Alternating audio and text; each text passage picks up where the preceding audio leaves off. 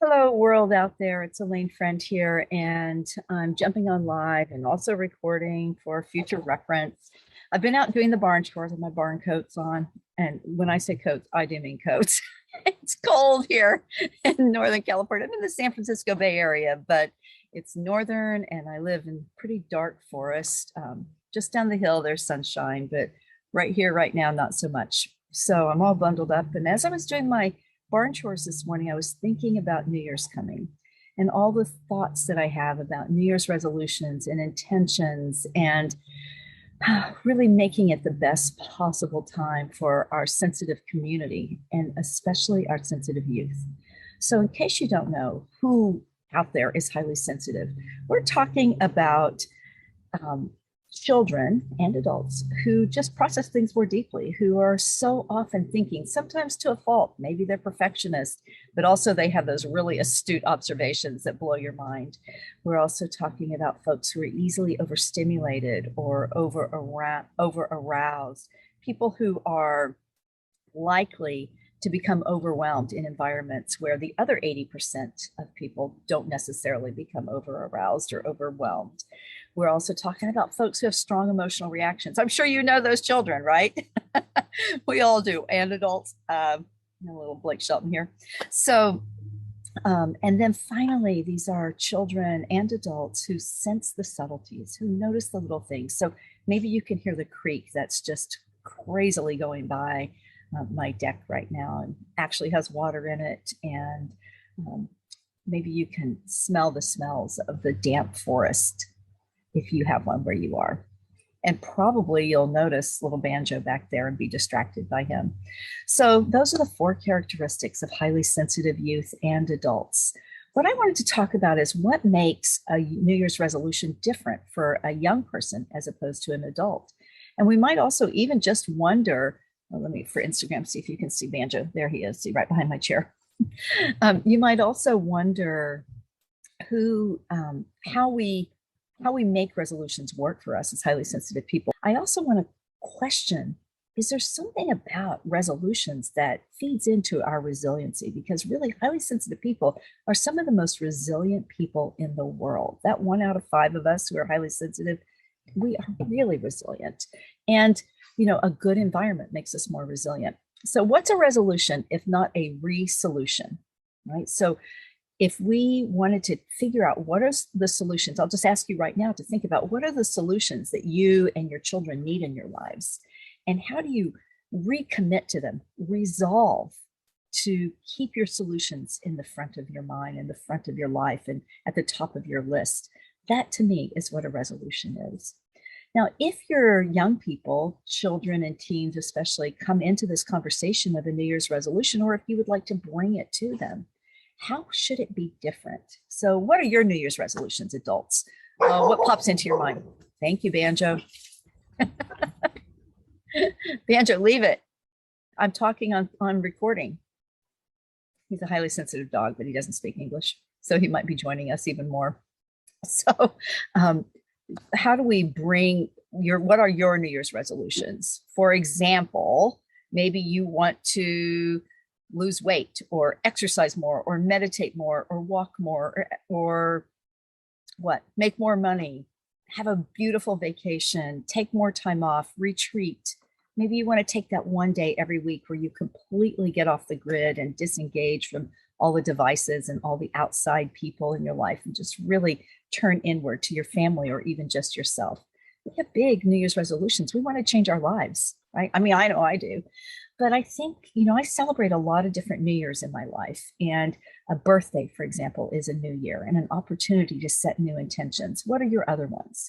Do you celebrate a pagan New Year or a Jewish New Year? Are there other New Years that you acknowledge? Winter solstice, perhaps. So, or every solstice and equinox is an opportunity to create a reset, to set your intentions again. So for young people, I want to say it's really different to think about New Year's resolutions for youth and children. And it's sort of about self-care as well, because really all those things I just mentioned, those are kinds of self-care, right? But what is self-care for a young person or a great New Year's resolution? It's what's right in front of you in the moment. So I like to boil it down to the three things that are the key ingredients to a happy child or a happy teen. And they are so ridiculously simple. You know what they are. Here they are. One, nutrition. So more protein is an example that I often recommend for sensitive children to help them be more grounded, less sugar, get rid of the caffeine, whatever it is, whatever you and your pediatrician or your holistic healthcare practitioner or your mother, that scared me. Whatever it is that's healthy nutrition for your family and your child. Two, more movement. Well, that's true for all humans. So whatever that is, that's more movement for you, then that's what you really need to do. I'm adjusting my phone for a moment. Hang on. There we go. Because you could probably see I'm distracted by things coming in, overstimulated, right? And three, so nutrition, movement, and three is sleep. It's the only time our brains truly rest. It really is. It's so important. Restful sleep. Are our children getting enough? All children, even teens, need between 10 and 12 hours a night. And depending on how much they're growing and their different ages, it might be a different amount. But the pediatric researchers, sleep scientists, they all agree that we're looking at 10 to 12 hours. So even for a teen, don't think for a moment that 8 hours is enough. So how do they catch up? For a highly sensitive person, our brains keep working even at rest. So we need a lot of rest for them to finally come down and settle. So a lot more time with our eyes closed, even if we're not sleeping, and more time sleeping. So those would be the top three resolutions I would make for children and youth in my families that I support. So how do you do it? How do you even talk to them about it? Well, maybe you start talking, you use this weekend before school starts back up. If you're looking at this time, or anytime you're going to create a reset or a new year, start talking about what makes you feel better and what do you notice makes your child feel better? What makes them feel strong and calm and energetic to do their sport or to run up the hill faster? What makes them draw better or think better or read better? What are the things that make their minds more clear? Well, I can guarantee you that they have to do with nutrition, movement, and sleep. Finding the perfect recipe for your child and your family and yourself is what is going to make everyone live a better life. So parents, this is the next level of New Year's resolutions I think is really, really important, that we set some for ourselves in parenting our children. So, my child will be 21 in January. So my New Year's resolution might have to be to step back even more and to be more accepting of him, but to still tell him my values and how important they are to me and what is important to me. So what would be important? What would make your child? I was just working with a family this week with a youngster who is having a hard time at school because everything's indoors and it's noisy in the classroom for 3, 4, 5, 6-year-olds. It's just really difficult to spend so much time indoors with a rowdy group of children. And especially for sensitive children who we know flourish more in nature and with movement and also lots of quiet rest. So the perfect solution, and I recommend this for all children, is to get to school 20 to 30 minutes early. It might be harder on you. You might have to really change how your family functions in the morning. But if you can get your child to school and get them outdoors moving around, or maybe even having some quiet playtime in the classroom if the teacher is amenable to that, that will make a huge difference on how they experience the morning. So how can you reset and recommit to a solution to have your child have a successful morning at school, especially the sensitive children?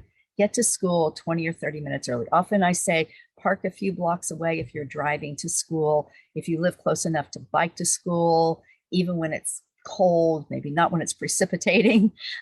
Maybe here's my fantasy. You live where there's not really drought and there's a lot of snow and you can snowshoe or cross country ski to school. That would be awesome.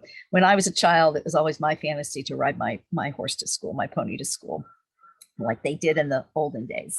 So that reminds me to, if you do screens are almost always bad for sensitive children because they reactivate their brains. The books are always better, but the Laura Ingalls Wilder books are quite amazing. And they really resonate with the children, with sensitive children, because many of them can appreciate the idea. And we're talking about probably 8 to 12 is the age range for those books, maybe a little bit older. My favorite book for, I'm digress here, but my favorite book for 8, 9, and 10-year-olds is Farmer Boy. So I can't recommend that highly enough, by Laura Ingalls Wilder. Okay, so what are the things that you would like to do to make your parenting life and your parenting journey work better? If it works better, it will be better for your children. So what are they? Getting to school early is a great one. Maybe, planning out something, a schedule of one of the tasks that you're doing that's making you feel overwhelmed. Maybe it's just like Elaine Aron's always saying, get help. Maybe it's finding some other help and some more help in your life.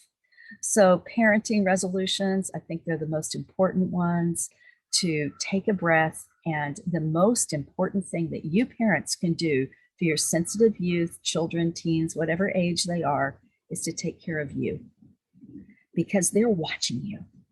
They're seeing what you're doing. They're learning and emulating. And I don't care if they're 2 or 20, they are still watching and emulating you. So put yourself first. Put on your oxygen mask first, as the airlines say. They have it right. And be so careful and so certain about how you are taking care of yourself so that your child sees it. Then you'll be able to come with a clear head.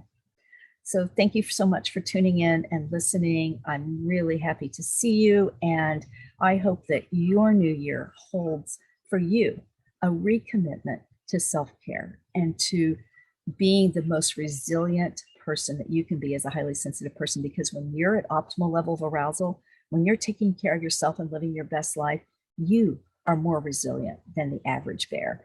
And you've got this. I promise you, you have. So many, many blessings. My heart to yours, my sensitive community. Can't wait to see you at all the January events. Take care and bye.